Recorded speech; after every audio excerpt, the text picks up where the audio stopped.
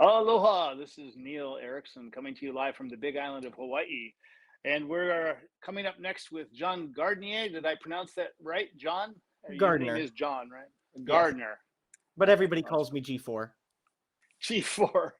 And John is a molecular astrophysicist student at Penn State University. I get that right? A molecular astrobiologist, the Yeah, least molecular. employable of all the sciences. Very nice. And you're going to be talking today about modern transit systems, even though you don't model modern transit systems, and you model OM30 in the 1890s, which is the A, B, and C, right? Yep. Or A and B, C. Well, I'm looking forward to this, and I'll keep some questions ready for you, and you let me know when you're ready for them, and we'll come back and when the audience has an opportunity. So take it away. All right. Thank you very much. So hello, everybody. I am G4. As I said, I'm a molecular astrobiologist. I'm a graduate fellow at Penn State University. I have one academic byline to my name. I also have a slight obsession with travel, just a little bit. I've been to 49 states and all counties in the Commonwealth of Pennsylvania. And then I also model the amusingly acronymed A and BC, or Altoona and Beach Creek, in ON30 in the 1890s. But as for this presentation today, it's actually related to a side project that I run, the Beginner's Guide to Model Railroading podcast.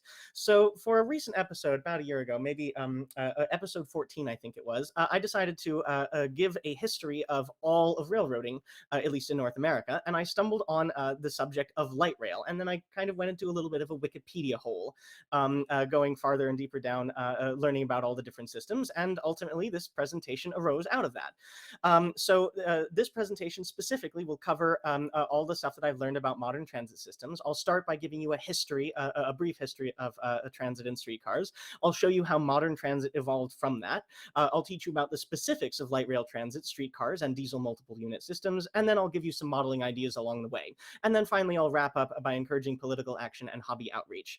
And a slight brief note, every single image in this presentation has been lovingly plagiarized from the internet. So anyway, let's start with a history of transit. Back in the day, the only way to get around town was either owning a horse cart or hiring a cabbie yourself. But then along came the omnibus, which in Latin means for everyone, and it was later shortened to bus.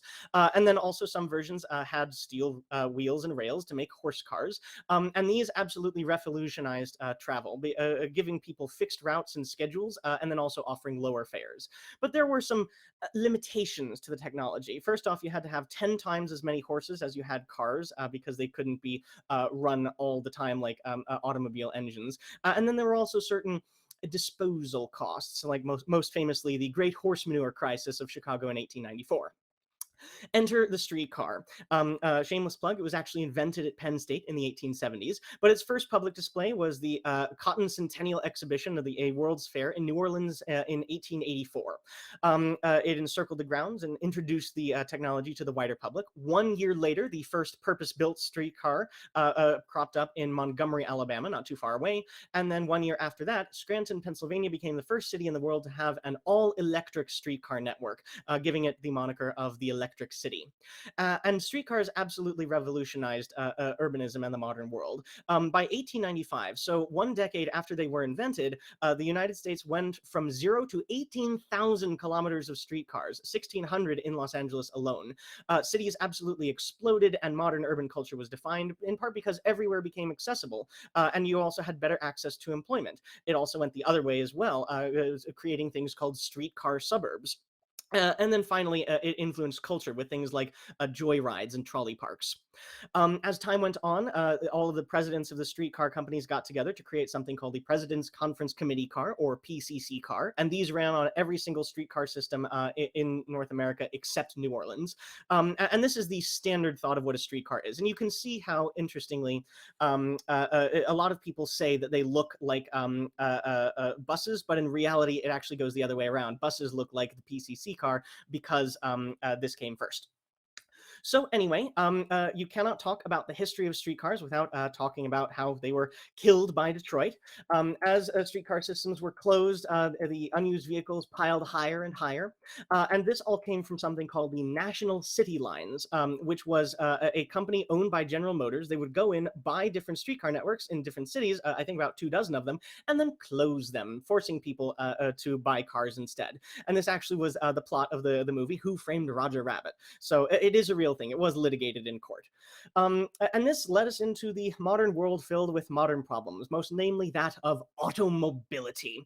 Automobility or taking cars everywhere wastes time and gas. It can delay emergency vehicles. It creates chemical and sound pollution and increases the stress of drivers and people who live near roads.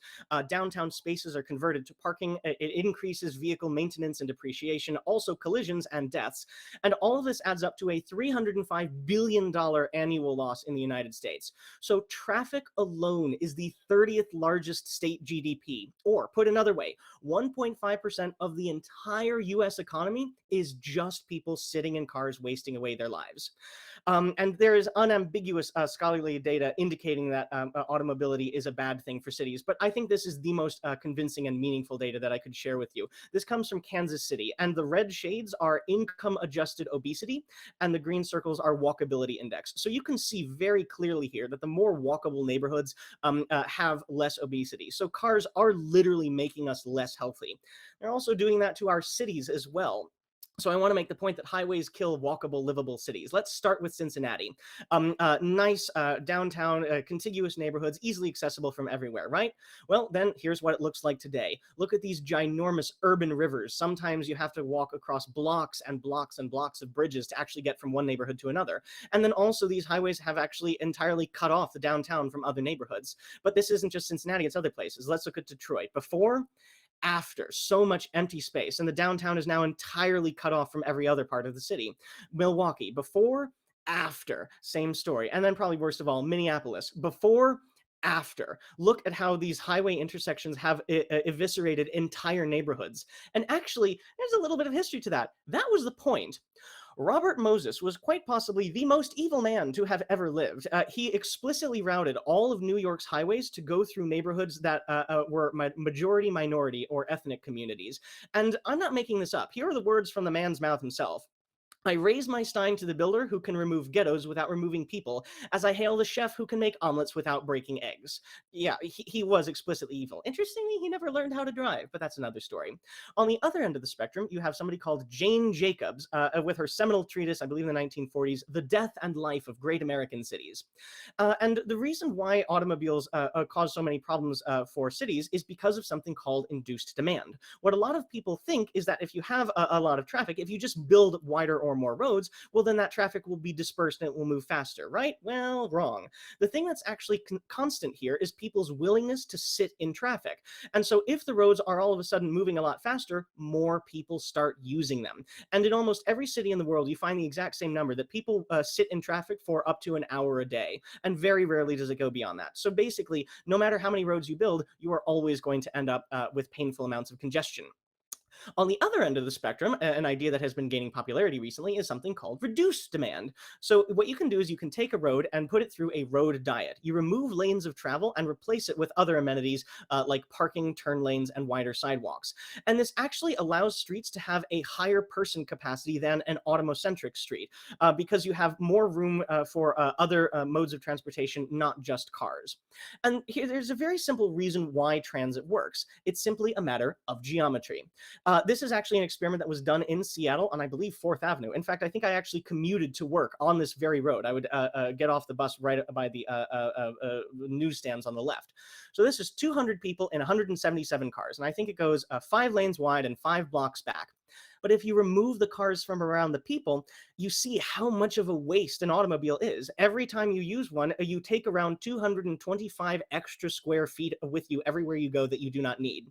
If you put people on bicycles instead, you can reduce the amount of space needed by a fifth. But also, all 200 people can fit on only 3 buses.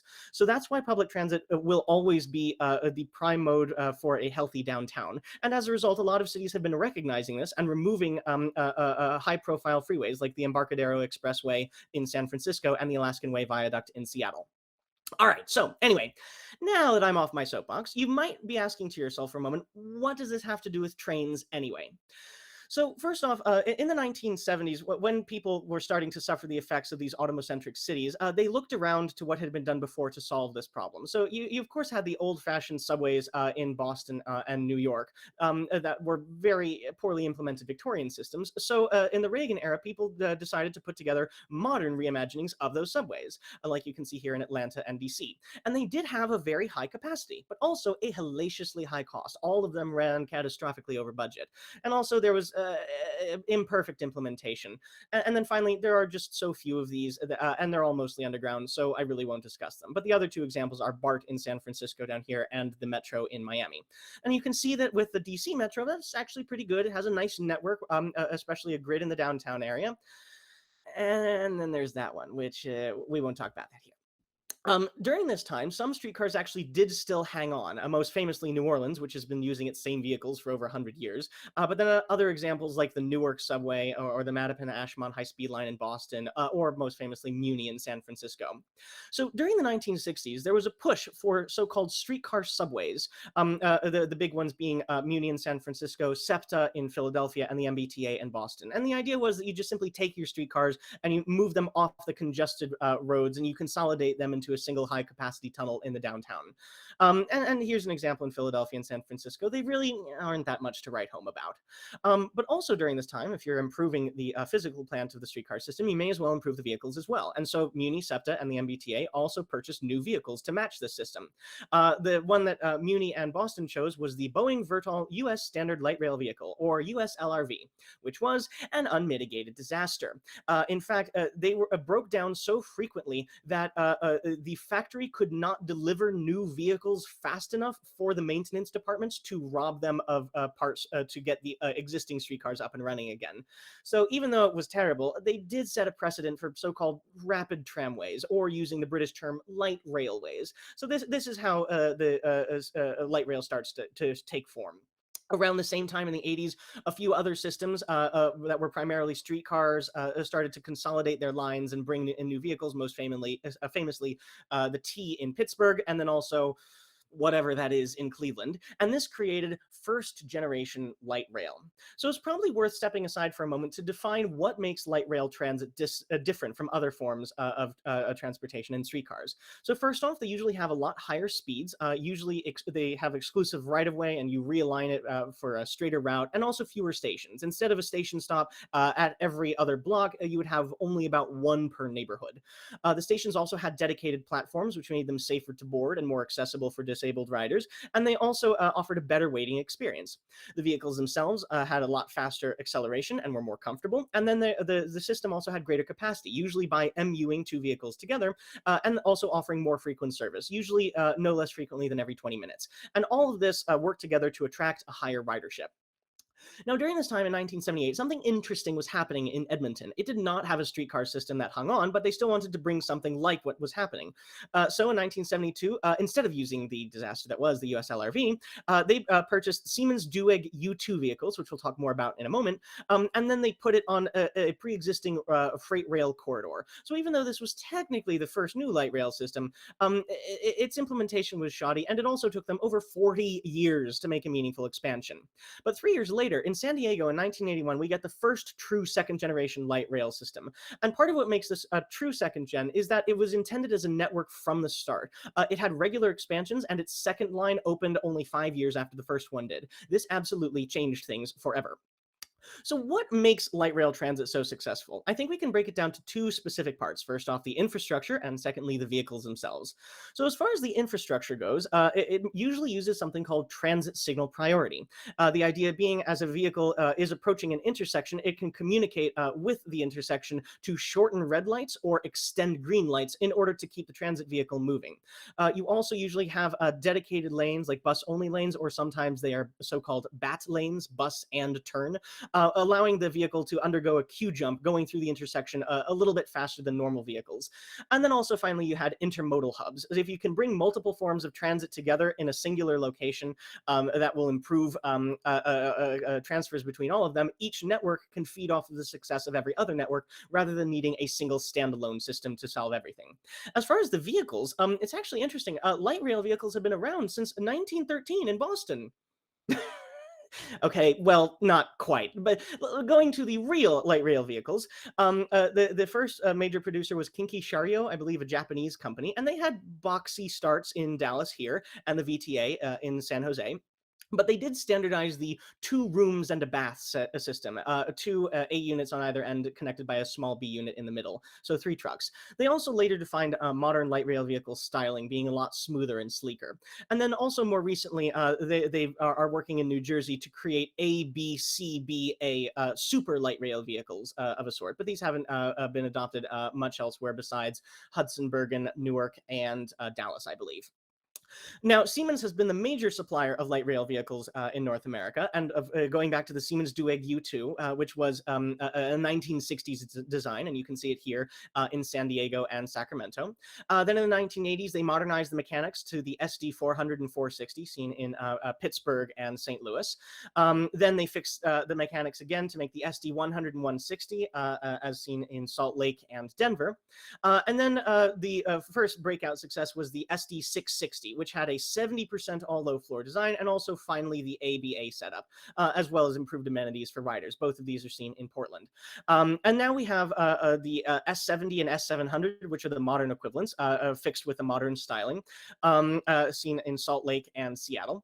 And then they decided to retroactively rebrand everything as the S700, seen here in Seattle, right next to one of the old Kinki Sharyo LRVs, and then also in Charlotte as well. They also now offer an ultra short model, which can be used in streetcar service. And this is the de facto dominating vehicle for North American light rail systems. Now, interestingly, at the same time, there was a parallel revolution going on with streetcars.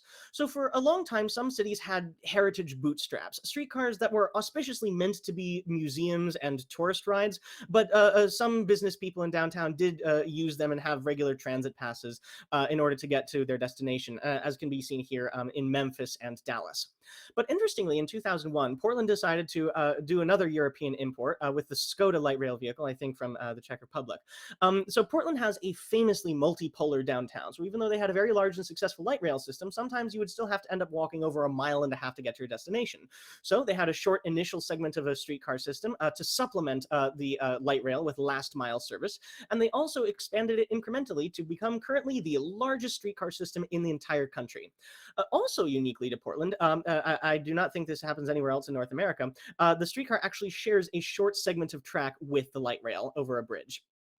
And then also in 2015, we had Obama's Transit Christmas, which created the Small Starts program, which was supposed to bring rail-based transit to cities that did not have any of it, usually with a small, a 4-mile or less starter line, like the Kenosha streetcar in Wisconsin, the Hop in Milwaukee, and whatever this is in Oklahoma City. We'll get to that in a moment.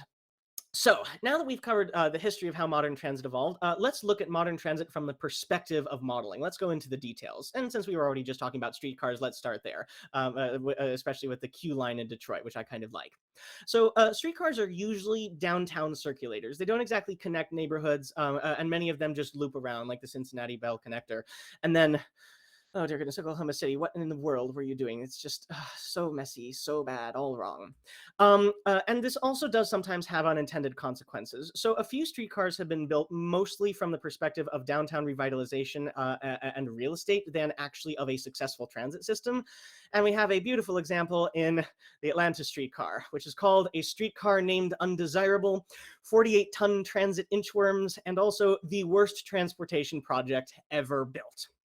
But don't get me wrong, there are still some successful light rail streetcar systems, like the Kansas City streetcar or the Sunlink in Tucson. And the thing that makes a streetcar system successful is that it connects different neighborhoods with each other. And let's actually look into this a little more. So since I'm from Seattle, mostly I'm most familiar with the Seattle streetcars, the South Lake Union and First Hill systems. So let's look at these more individually. First off, they both start at transit hubs, the Westlake Transit Center or the King Street Amtrak station and commuter rail. And then they're also connected by the light rail system to each other. They both go to employment centers, Amazon Town in South Lake Union, which is the Amazon World Headquarters, and then also so-called Pill Hill with 3 different hospitals on First Hill. And then they also connect commercial districts like Seattle's Capitol Hill, the famous gay neighborhood, and then also South Lake Union itself. So these last mile service neighborhood connectors are the more successful ones. Also, modern streetcars have upgraded stops. Like you can see this weird setup in Boston, and then also Toronto. You had to get off in the middle of the road, dating from over 100 years ago.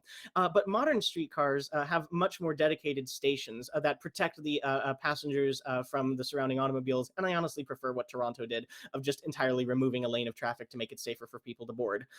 Streetcar systems are also usually wrapped up with public art and plaza projects. And part of this is to, if you up-level the neighborhood and make it more enjoyable to be at, you can then improve ridership by drawing more people there. And so it usually does help to improve the functionality of the streetcar system itself.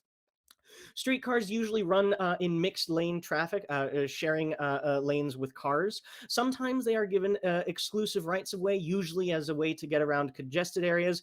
But you can also improve service by offering transit only or bus and turn lanes, like you can see here. Their termini are usually very simple affairs. It's a lane protected switchback, like you can see here in Kansas City and Seattle and Detroit. And then occasionally there's a full on loop, like in Kansas City, or as you can see here in Portland. These are usually very minimal infrastructure affairs. There are no crossovers. It's usually only the closed loop, no opportunity to switch from one track to another. And interestingly, I think almost every tail track from a streetcar system that I've looked into has been double length, as you can see here in Detroit. And I think the motivation behind this is that if there's some sort of incident or a vehicle strike with a streetcar, it can limp to one end of the line and then tuck itself away in the unused portion of the switchback, allowing the rest of the streetcar system to be unobstructed. And then maybe that night you can go and rescue the injured vehicle. Streetcar operations and maintenance facilities, or OMFs, are usually located several blocks off of the main line, as you can see here on this Seattle map. And they're usually small modern buildings, 2 stories with dispatch and offices upstairs, and then maintenance downstairs with vehicle storage outside. And you can see a really good example here of how tiny the footprint is in Detroit. So it's actually paired with its switchback. Then you have a few tracks going into the building for maintenance, and then a very small yard for storing the vehicles outside. Now, light rail is actually quite a different beast than streetcars. Let's start by looking at the networks. So most often, light rail starts with a small initial trial line, like you can see here in Seattle, and then it usually expands significantly to encompass the entire city, like this is what Seattle is building right now.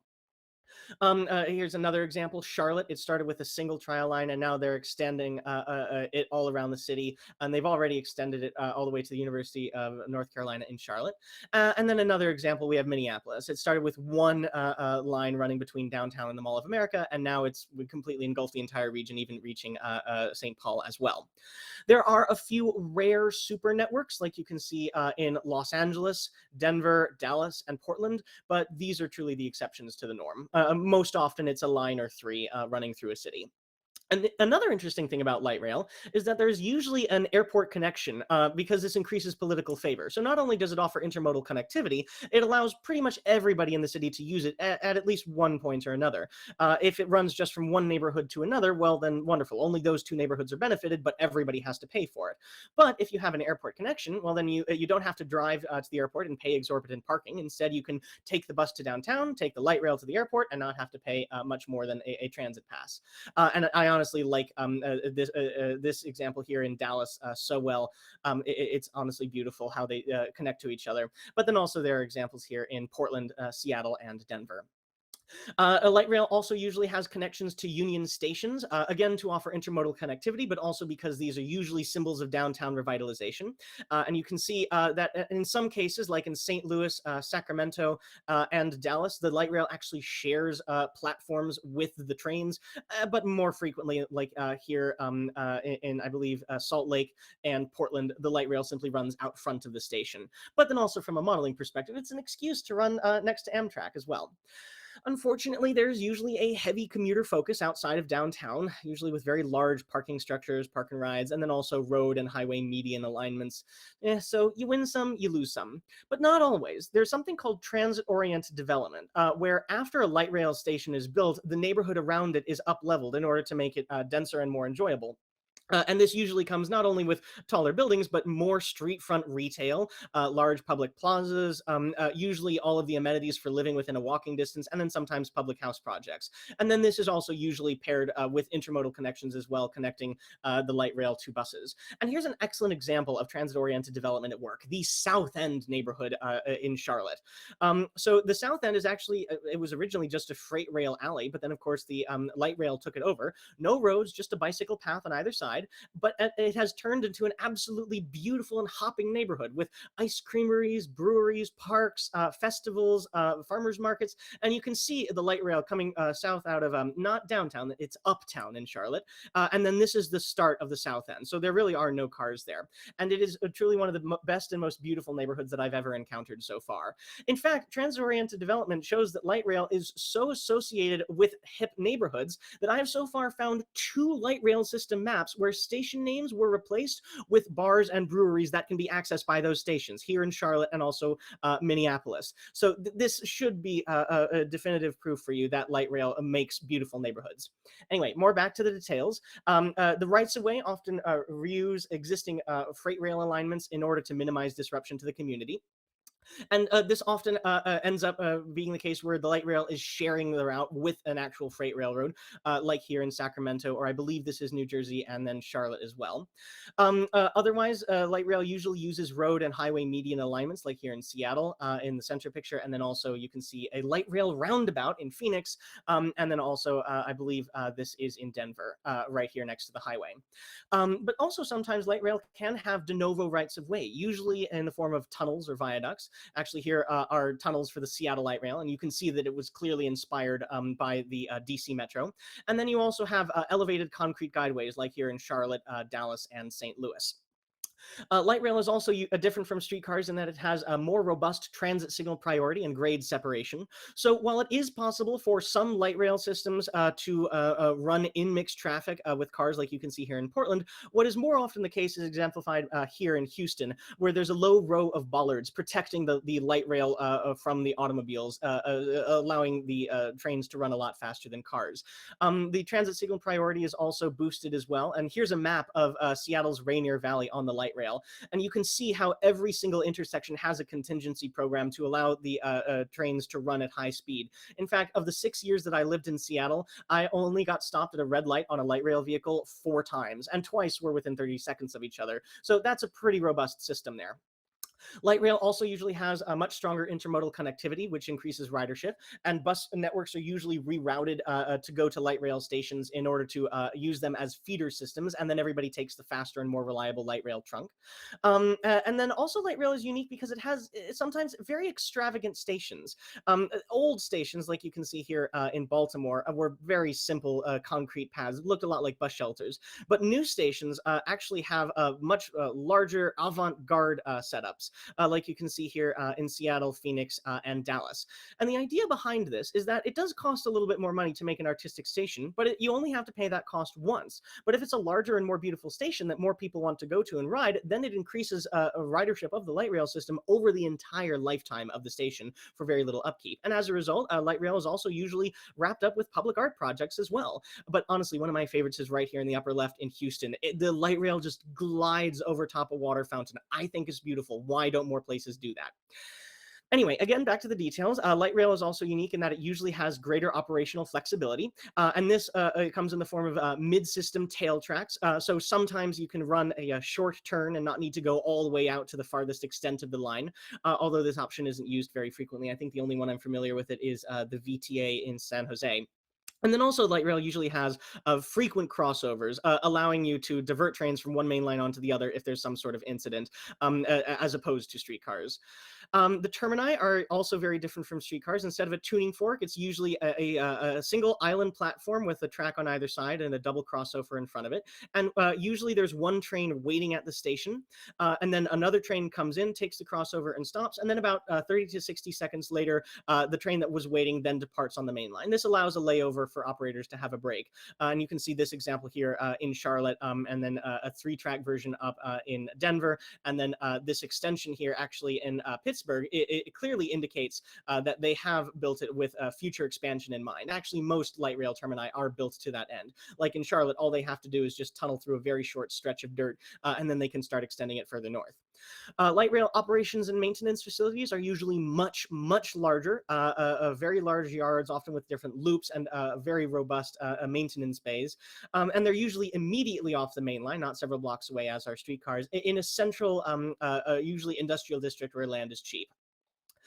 All right, so now that covers streetcar and light rails. Let's go into diesel multiple units, which I think are actually quite exciting. So DMUs are usually very similar to light rail. They can sometimes even run in mixed traffic, like here in Camden, New Jersey, much like light rail. But they're usually a little bit more railroady in their spirit, if you will. They are gaining in popularity. You can see here, this is Austin's original metro rail setup, and then this is what they've just recently approved, and they're starting to expand. There are about 8 to 9 DMU systems in the United States, and about 2 to 5 in Canada, depending on how you count them. But it's actually a very recent phenomenon. The first lines were the Trillium line in Ottawa in 2001, and the first stateside DMU was the River line in New Jersey in 2004. So really, this is less than 2 decades old at this point. And admittedly, most of them are in the suburbs of Texas and California. DMU systems start with rail diesel cars, or RDCs, in part because this is a low capital cost that can easily be replaced and upgraded later as funds are available, and also because, as we all know, RDCs are effectively indestructible. The DMUs share rights of way and sometimes rails with freight railroads, allowing you to preserve freight service. Officially, there has to be some form of separation, and this can be physical separation, as in these 2 tracks do not connect, or the freight trains don't run on the DMU tracks. Or you can have temporal separation, where you have the DMUs running during the day and freight service running at night. But even if that's the case, you have to take into account loading gauges, which are different for DMUs. They're a lot smaller and a lot larger for freight railroads. So you will often find gauntlet tracks around DMU stations, or more rarely, retracting platforms that pull back during the night to allow the freight trains to pass. DMU operations and maintenance facilities are usually small and near existing freight railroad facilities. This is the Austin Metro Rail OMF, and I think it's really only 4 turnouts big, so it's really tiny and modelable. The New Jersey Transit River Line OMF is actually right next to a large classification yard for that area of New Jersey and the branch line that the DMU runs on. And the Dallas A-Train OMF, I believe, is in the middle of a switching district. So you can see that they're already next to interesting model-genic freight edifices. DMUs also have short deviations into village cores. Let's take a look at the San Diego Sprinter, for example. I've highlighted here the original route of the freight branch line, but you can see that the DMU, it actually gains elevation and peels off from the freight line, jumps over the highway, has, I believe, an elevated station at Cal State San Marcos, and then it jumps over the highway again and rejoins the freight main line. And for the New Jersey Transit River Line, this happens on multiple occasions, where the DMU comes along the freight rail lines, peel off to do something else, and the DMU dives straight down the middle of a road into a cute village center. Now, actually, on this note, I want to highlight Escondido, California, which is just a deliciously modelable and beautiful little terminus. So it represents the end of the line of the Sprinter DMU service, and it has the operations and maintenance facility. It's fairly small, I think only 6 or 8 turnouts. And then it has the last station on the line, the Escondido Transit Center, which it actually shares with a bus rapid transit system. But then right next to it is this very tiny, almost time saver-esque like a switching puzzle. The freight railroad serves 4 different industries during the night when the DMUs aren't running. I mean, really, I'm surprised with how tiny this is that nobody's put it on a 4x8 foot sheet of plywood yet. Hint, hint, Model Railroad Magazine, Project Railroad.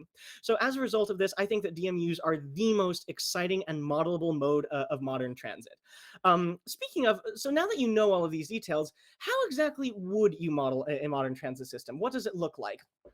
Let's start with the models themselves. There are European models available, and there are also some old-fashioned models like of regular streetcars and PCC cars and whatnot, but not exactly like what we've seen here. As far as streetcars go, currently there are none on the market. Custom tracks and interurban models on shapeways are actually currently designing 3D printed models that you would have to assemble yourself. But as for things that are currently available, there are none.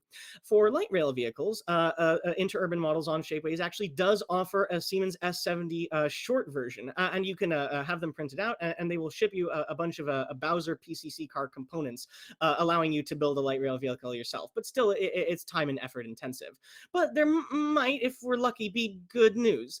Bachmann did announce that it's going to make some DCC sound Siemens S70s, but they announced this in 2019, and they scheduled it for release with their charger, which has already come. So maybe they're still working on it. I hope they haven't abandoned it. Maybe someday. But if they do release them, I swear I'm buying 6 immediately. Now, what about DMUs? I think the easiest way to start would be with RDCs, like the real transit systems, in part because we already have models of RDCs themselves. But as for the modern models, there are some European prototypes. I think Märklin and Pico make things that are used on North American rails, most preeminently the GTW 26 from Stadler, seen at the top and the bottom, which actually do run in both California and Texas. But also these are European models, so I think they run on a different command control systems, and also they might use third rails. So you're probably going to have to gut all of the electronics, maybe some of the mechanics as well, and you're going to lose any sort of sound files. So it's going to be excruciatingly time and effort expensive. But good news! Pico just announced it should be due later in November, an TD Sprinter from San Diego. It's going to have DCC, sound, multiple road numbers, 2 and 3 rails. So we actually will be getting a DMU model, hopefully sometime very, very soon. Anyway, now that we've covered the models, what would a layout with modern transit look like? So first off, I love light rail transit, but unfortunately, I think it's the least optimal option, in part because it requires the most space, like dedicated infrastructure, large stations and parking garages. And so all of this means that it would be competing with mainline trains and other scenic elements. And it is also difficult to construct as well, in part because I don't think anybody has done an elevated concrete guideway system like for highways or light rail. And also every station would be a unique scratch build. So it's going to be difficult. But there are a few railroad-philic ideas that I can think of, and let's take a look at these. First off, you could have an option of shared right-of-way. Maybe the light rail pops out from behind the backdrop, has a station, maybe shares some of the right-of-way of the freight railroad for a little bit, and then it pops back behind the backdrop again. Alternatively, maybe you could model a terminus. Maybe you could even automate it. A light rail vehicle could come in from behind the backdrop or in staging. It could then use the tuning fork and stop in the station for a while, and then the other train could depart and then go back behind the scenes to wait and come back in a few minutes. You could also maybe model an operations and maintenance facility, which I think would be very interesting. So instead of assigning every single light rail vehicle a dedicated operator, you could instead have one operator position for the entire light rail network. They could be basically a dispatcher. They could handle movements of all of the LRVs in and around the yard, maybe put into the building for maintenance, and then they could also be in charge of taking the light rail vehicles on and off of the main line and sending them around in their loops. You could also do maybe a downtown street running option, kind of like what's popular in a lot of cities. So maybe the light rail could parallel the main line for a while, but then when you get into the main downtown core by wherever the Amtrak station would be, the light rail could then run on street rails and have a station or two before it has a more railroady feel again. You could also do this maybe as a version of a downtown subway, perhaps, again, maybe with a connection to an Amtrak station.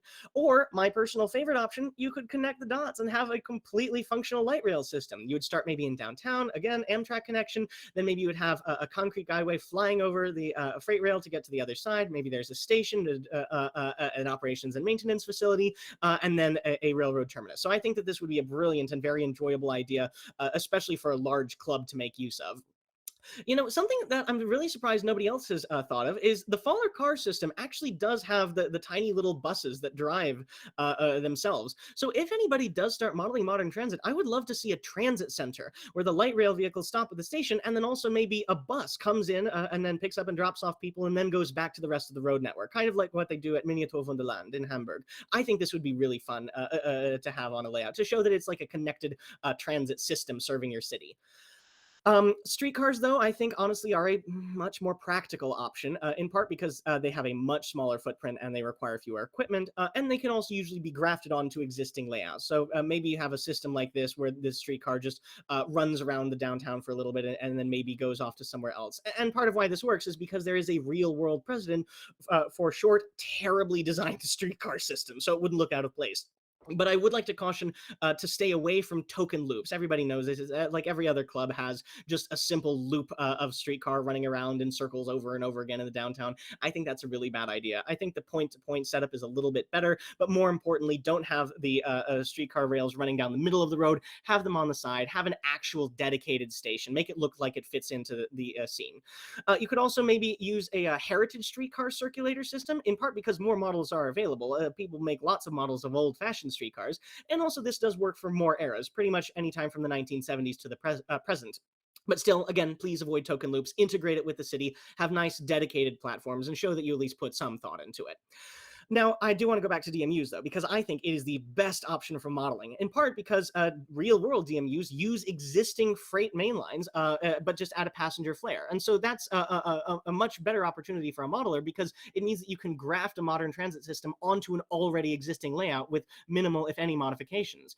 There are also soon going to be DCC and sound models available.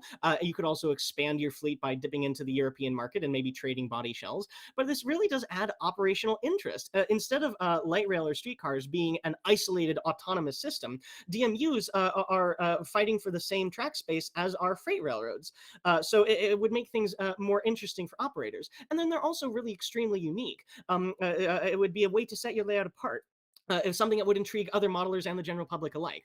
And so I can think of several options for how you can integrate a DMU system into a layout.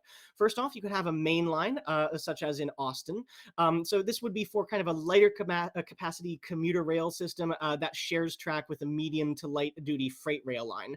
And it fits the idea of using DMUs to bring transit to an existing freight rail line. You could maybe have a downtown station where it's the end of the line. Then maybe there's the freight railroad yard and the DMU operations and maintenance facility, maybe a few stations, maybe there's a diversion into a village core, and then the end of the line, and then the freight railroad takes on from there. Alternatively, you could have a feeder line setup, which would be a very small DMU service to connect with a larger, heavier commuter rail system, kind of like in Oceanside and San Diego. And so in this case, the DMU would be sharing its track with a branch line and a switching district. So you could have maybe a very heavy-duty commuter rail line with using this station. Maybe the DMU shares a platform, and then it goes off again, maybe a deviation into a village core, a small operations and maintenance facility at the end of the line for the DMU, and then maybe the switching district for the freight railroad. And all of this would actually hint at a larger system. And I think you can model this from two different perspectives. You could focus on either the branch line or the main line. So for the branch line, again, going back to Escondido, it's just deliciously modelable. This shows how DMUs would actually be a very good fit with a very small scale switching layout, maybe in a spare bedroom or along a wall, because that's exactly what we have here in Escondido. Or you could look at the other end of the spectrum. Maybe you're modeling a much larger railroad that has a dedicated commuter rail service. Maybe for one of those stations, one of the commuter rail stations actually connects with a small DMU system that then quickly ducks behind the backdrop. Again, this hints at a larger, more cohesive system for whatever city that you're modeling. Let's take a look at an example as to how you would apply DMUs to a real-world layout. In this case, Model Railroad Magazine's Milwaukee, Racine, and Troy, very famous layout. Everybody knows it in the hobby. So maybe for the first type of DMU, you could have the mainline setup with a connection to the downtown station, maybe a small maintenance facility right next to the classification yard, and then it would just go through a bunch of villages having stations here and there until the end of the line. Or alternatively, for the branch line style DMU, you could have this be a fully blown commuter rail network, and then you have a small DMU service connecting with the commuter rail and sharing most of its track with a very switching heavy branch line. So, actually, I think that the most fun option is to be a real urban planner. Don't just start building a model railroad from the perspective of modern transit. Instead, bring modern transit to an existing layout. Think exactly like how a real urban planner would have to do when bringing transit to a place that has already been established. You need to think, where are the jobs? Where do people live? Which are the neighborhoods that need to be connected and how? Then you could also think of how you would do the connecting. Which mode of transit will you use? Streetcar, light rail, DMU? How would you minimize demolition? Where would you put the operations and maintenance facility? And so on. Another idea is that you could model maybe the near future. Say that you model Kansas City, which does have a streetcar, but maybe you model a corner of Kansas City that is nowhere near the streetcar. Well, maybe you can just pretend to yourself that you're modeling in the near future and that Kansas City actually decided to extend the streetcar to the place where your railroad is. So I think that's another way that you could fit modern transit into an existing layout. But now I want to conclude by answering a very important question. I've talked to you about the what of modern transit, but why should you model modern transit? Clipper ships. Clipper ships were a mid 19th century type of sailing ship built for extreme speed but with limited cargo capacity. The various cargo companies actually decided to compete with each other. And this culminated in something called the Great Tea Race of 1866, where 6 different ships were racing back to London to be the first to deliver the new tea. This was such a big event. Journalists covered it from around the world, and it was an extremely close finish. Over a 99-day journey of more than 14,000 miles, the winning ship, Taiping, docked a mere 28 minutes before Ariel, and the remaining 4 ships came in within a day. But also, this was start of a transition era among steamships. The steamship Earl King departed for London 8 days after the Clipper ships left, but it arrived 15 days sooner. So, what if I told you that the best way to appreciate Clipper ships is to model them? Now, yes, it would take years of your life, thousands of hours perfecting techniques, thousands of dollars to model Clipper ships, and lots of space. But don't worry, modeling Clipper ships is the world's greatest hobby. What if I told you that? Would you model Clipper ships? No, obviously, you wouldn't. It has absolutely no connection to your life. It has absolutely no connection to the modern life at all. It's entirely irrelevant. Yes, there are always going to be a few fanatics that will model Clipper ships, but not you. So how is this any different from trains? So let's take a look 100 years ago, the 1920s. These were the things that were running all up and down the eastern seaboard, pretty much every major city. And these were the things that were reflected in train sets. So a little kid could buy a model of a locomotive and then go trackside and see that real locomotive going through his community. But this is what we have going through all of the cities in the modern era. And is it reflected in the hobby press? No, there's nothing. We don't have any models, much less ones that are widely available for the general public. So I think that this leads the hobby into an outreach imperative, in part because modern transit is so visible and recognizable to the general public. So as far as public service goes, we could use our model railroading to show the relevance of railroads in the modern world. We can educate the voting public to vote in favor of mass rail-based transit initiatives. At one extreme, you can actually use club layouts as a home for political rallies, like showing people how the modern transit works on the layout and say, hey, let's vote for this in our community too. But on the other end of the spectrum, I think it does some service for the hobby as well. First off, low-cost souvenir models would be a way to ensnare people into the hobby when they learn that they can start running them around. But also, it directly relates the hobby of model railroading to modern relevant topics. In short, modeling modern transit would show that the hobby isn't just a boomer nostalgia circle jerk. Yes, I said it. So, in summation, as of 2021, there are 58 modern transit systems in North America, 7 legacy light rail systems, 22 modern light rail systems, 19 streetcars, and 10 DMUs. And you can see all of them here. So in summary, it is a uniquely North American phenomenon. We have more than any other region in the world by a factor of 6. They represent the present and future of cities, and modern transit is definitely a subject worth modeling. Thank you very much. Do I have any questions? Wow. I had one question, whether or not you had considered ever doing auctioning, because you have the right kind of tempo of the voice. I had to get through 118 slides in 45 minutes. I've been practicing this for months just to get through all the information that I wanted to do. Really terrific presentation. So thank you very much. There are some guys who've been asking questions specifically about light rail. And you mentioned, for example, low capital costs to bring these into cities. And where are you talking about in that case? Because our experience over here in Honolulu is anything but low cost. Why am I upside Well, down? there actually have been a few studies showing that North America is significantly more expensive to bring light rail and modern transit into cities than Yeah. any other region in the world. And I think that that's largely the political process, like all of the different design meetings and reviews and environmental impact things. But it's not that it is cheap, period. It's that it is cheaper and more versatile than a subway. A subway, by definition, more often than not, has to be either underground or elevated. Whereas a light rail, you can squeeze it onto a road and significantly cut down costs that way. But also, ultimately, as far as the data goes, it shows that even though light rail might be expensive to bring to a community, it always ends up paying itself back in terms of spurring economic development. That's a good point. I was going to ask you whether or not you'd considered the cost to offset the impact of automobiles in the community as well. Because I'm a big cyclist, and I think that it's really sad that we don't have more opportunities. But that's for a limited distance. For light rail or DMUs, I think that you hit the nail on the head, and it's really, really good conversation. Um, by the way, I'm also from the Seattle area, but I left prior to any of the light rail happening there. But I did get to Portland over the 2015 National Convention, and I got to ride that, and it's a pretty cool system. And it reminded me that Micromark recently introduced an N-scale light rail system, although I don't think it's been released yet, but it's around $100, right? So I think that's doable in N-scale, and you don't need as much space like you were talking about. So it could be really fun. What do you think about that? I definitely think that's a good idea. I already have as a modeling side project. I'm putting together a model of the South Lake Union streetcar, and in part because the streetcar is so small that it can fit on a conference table. So one day, eventually, I'll Yeah. bring it to a railroad convention and just set it up that way. The model that you're referencing that was just recently put out, it's not actually a light rail. It's much closer to a streetcar. They Oh, say like the one that runs in Tacoma, Washington, and the Tacoma one is actually a streetcar too. So okay. we don't have anything on the true light rail end of the spectrum, excluding the 3D printed model from Shapeways. It actually reminded me of the one I rode in Tucson, Arizona, too. Although these are little compact versions, right? Hmm. A question was, and I'm curious if you know the answer to this: what kind of maximum grade can these streetcar light rails handle? Because the overheads that we have in Honolulu are quite severe.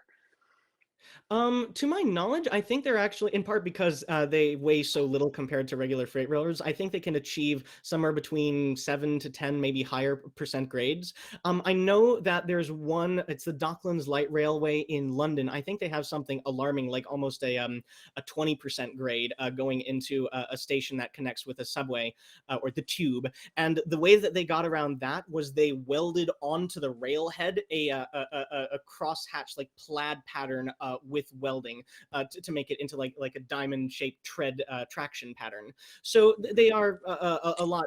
They're capable of taking surprisingly steep grades. I thought so too. Although I was kind of surprised you didn't bring up the Honolulu light rail because it's had so many problems. Well, technically hasn't been built yet, so. Yeah, and interestingly, it didn't follow any of the existing railway and light rail or 3-foot gauge that already exists on the ground. So anyway, that's just my 2 cents. So much for politics. Um, there's going to be a breakout room, right? So are you Yes, going to be able to attend there if people have other questions? absolutely. I probably have some penance to make up for the boomer nostalgia circle jerk comment. I think it went by really fast. I wouldn't worry about it at all. Oh, good. Oh, But good. thank you for all the great presentation, and actually for everyone who posted questions, Andy Ambrose in particular. And thank you for all those. Let me think. There were a couple of the questions, but mostly people explaining that it would be really fun to model a light rail or um, some DMU systems. And I'm just fascinated by this. Although someday I'd like to hear you talk about your A and B C railway and ON30 because that's also sounds really interesting. One of these days. Yeah. At any rate, for those who don't know, there is a breakout room. You could head over to tell us, Speed, if you can give me a link in the chat, maybe we could let people know where to go and look for that. And Just below the video, And in Okay. Facebook, someone just posted it. Oh, thank you, thank you. And there it is. Thank you. Real good. So check out Facebook, and you can find the link to the breakout room, and we'll put it in here as well. So now, it's interesting listening to you, because you obviously have a real passion, and you must be real similar, have a similar passion for your graduate work as well. Well, in order to be in science, you kind of have to be a little bit of crazy. I'll stick with architecture for now. Thank you very much. All right, I will see you all in the breakout room then. All right, thanks very much. Back to you, Brad and Speed.